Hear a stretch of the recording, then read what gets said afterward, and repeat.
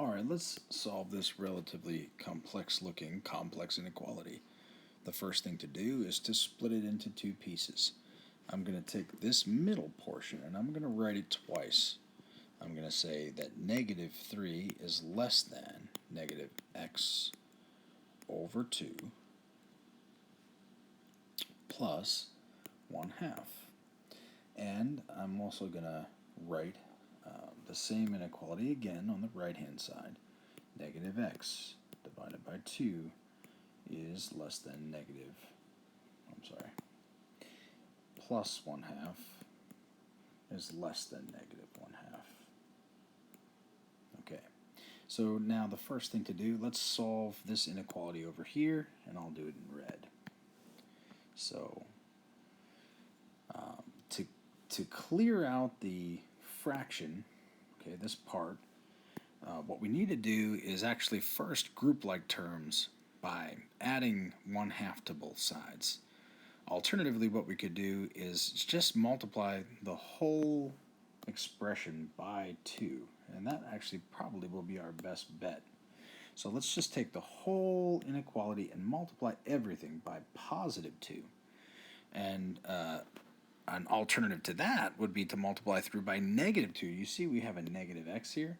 If we multiply through by negative 2, then we'll actually make that x positive, which will help us in the end. So let's do that instead. Let's say, let's take this whole thing and let's multiply it by negative 2. So here we go.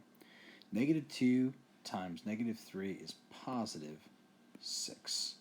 We're going to flip this sign because we've multiplied by a negative. So that's going to be positive 6 is greater than positive 7, or positive x rather, I'm sorry, positive x.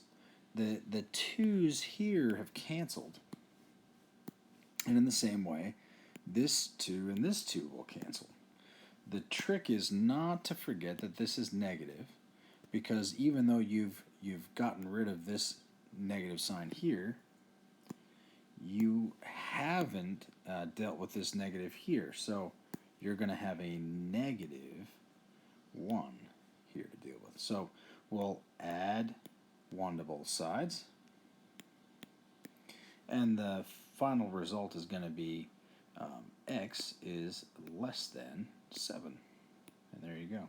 And we're going to plot that on our number line. X is less than 7. Let's say that this is 7. And here, let me zoom in just a little bit. This is 7 right here. X is less than 7 means an open circle going to the left. Alright, so now back here we go, and we're going to grab this expression. We're going to solve it in blue. So again, I think what I'll do to start off with is multiply everything by negative 2. That's going to mean that I get a positive x plus, or rather minus 2. And then I'm going to flip the sign because I've multiplied by a negative number.